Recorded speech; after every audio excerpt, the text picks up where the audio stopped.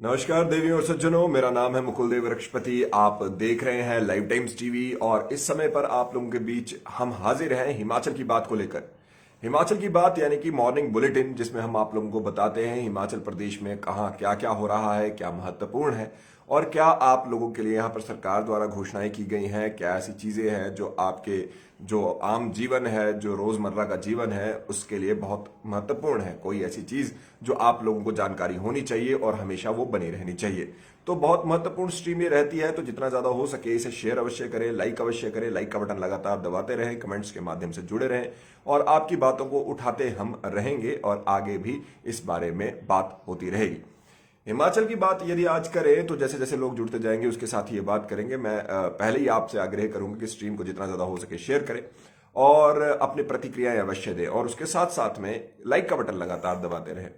हिमाचल प्रदेश की यदि बात करें तो हिमाचल प्रदेश में जो अभी के लिए जो हमारे बीच में समय है, तो हमारा बजट सत्र नजदीक आ रहा है। उसके साथ साथ भारत यानी केंद्र का जो बजट सत्र है वो पिछले कल यहाँ पर निर्मला सीतारमन जो फाइनेंस मिनिस्टर है उन्होंने दिया।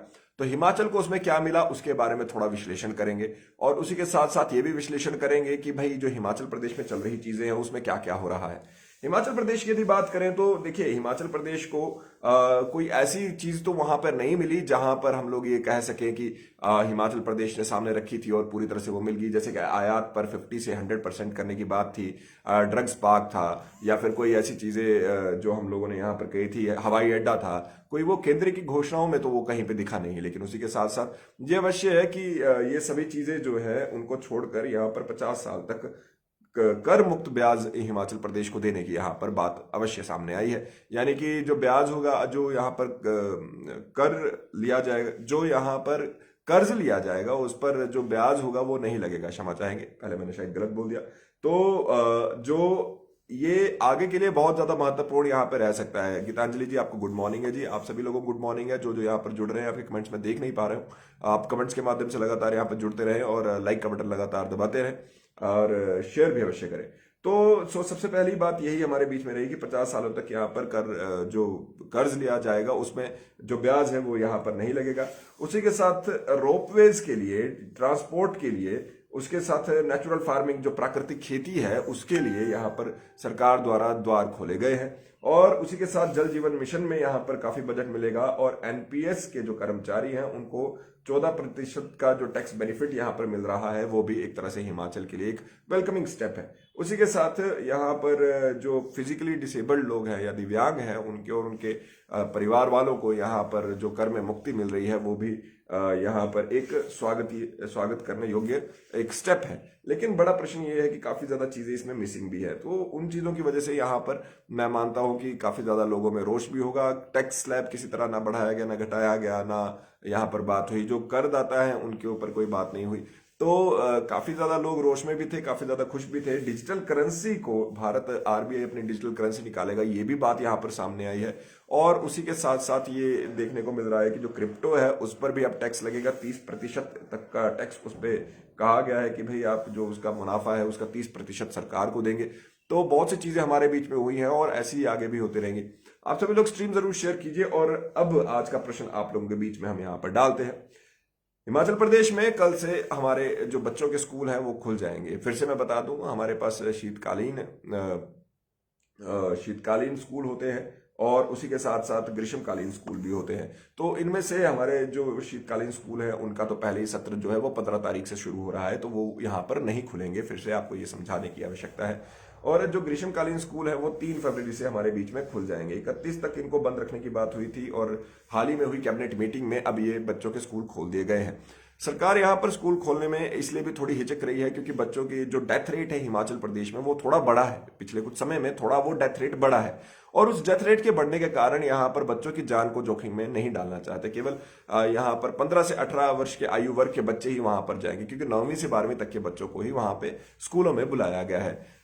जो 15 से 18 के ऊपर वाले जो स्लैब है 12 से 15, उसके लिए भी यहाँ पर ये प्रावधान केंद्र सरकार द्वारा ये कहा गया है कि जैसे इन बच्चों की वैक्सीनेशन पूरी हो जाती है उन बच्चों की वैक्सीनेशन भी शुरू हो जाएगी। यानी कि हमारे बीच में जो ये बच्चे हैं जो 12 से 15 है, इनको वैक्सीनेशन लगने का जो चांस है वो अभी आने वाले समय में, आने वाले मार्च में यहाँ पर देखने को मिल रहा है। लेकिन सरकार ऐसा कोई रिस्क बच्चों के हेल्थ के साथ नहीं लेना चाहती जिसमें बच्चे जो हैं वो यहाँ पर स्कूल आए और स्कूल आने के बाद उनके हेल्थ पर कोई ड्रास्टिक या उल्टा इफेक्ट पड़े। आप सभी लोगों के कमेंट्स लेते हैं। रीना जी गुड मॉर्निंग। तुषार जी 14 फरवरी से किसकी, ऑनलाइन तो नहीं लिखा होगा, ऑफलाइन होना चाहिए, ऑफलाइन परीक्षाएं हैं वो आपको जरूर बताएंगे। और अन्वेश जी, उसके बाद नरेश जी, शिमला में भी खुल रहे स्कूल क्या? जी देखिए, शिमला में जो है करीब 10% स्कूल वो खुलेंगे, क्योंकि जो ग्रीष्मकालीन स्कूल है वो मुझे जितना जानकारी है वो सुन्नी तत्तावानी के आसपास के स्कूल्स हैं जो यहाँ पर हमारे बीच है। तो छोटे बच्चों के कब खुलेंगे स्कूल? गीतांजलि थापा जी, जैसे कि आप पूछ भी रहे छोटे बच्चों के स्कूलों की यदि बात करें, जैसे मैंने आपको यहाँ पे बोला भी, तो बच्चों के स्कूल खोले में यहाँ पर थोड़ा संशय बना हुआ है कि बच्चों के स्कूल खोल दिया जाए। एक बार डेथ रेट अगर कम आ जाए, और जो कोविड का संक्रमण है वो तो थोड़ा कंट्रोल हुआ है, लेकिन डेथ रेट अगर कम आ जाए तो बच्चों के स्कूल खोलने पर भी यहाँ पर मंत्रणा की जा सकती है। हालांकि अभी बच्चों से ज्यादा बच्चों के टीचर्स के ऊपर यहाँ पर मंत्रणा हो रही है। जैसे सुमन वर्मा जी भी यहाँ पर पूछ रही हैं एनटीटी का क्या हुआ। तो यहाँ पर कल एक हाई लेवल मीटिंग थी जिसमें हमारे बीच में शिक्षा मंत्री गोविंद ठाकुर जी भी थे। उसमें एनटीटी की परीक्षाओं को एनटीटी की भर्ती को लेकर, एसएमसी की नीति को लेकर, जेवीटी के ऊपर, सीएनवी के ऊपर यहाँ पर खुल के बात हुई है।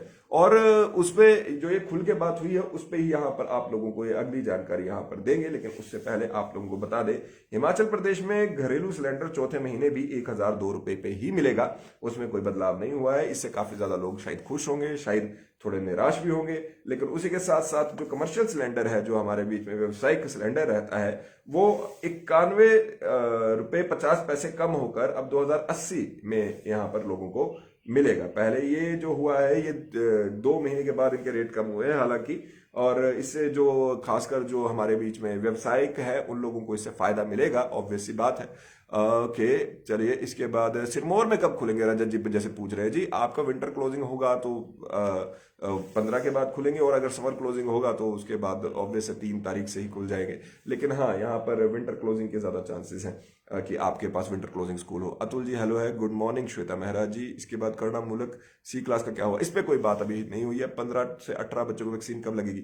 ये लग रही है, दूसरी डोज लग रही है इस समय पर अतुल जी, और जो ये बच्चों की दूसरी डोज है वो इस समय पर चली हुई है।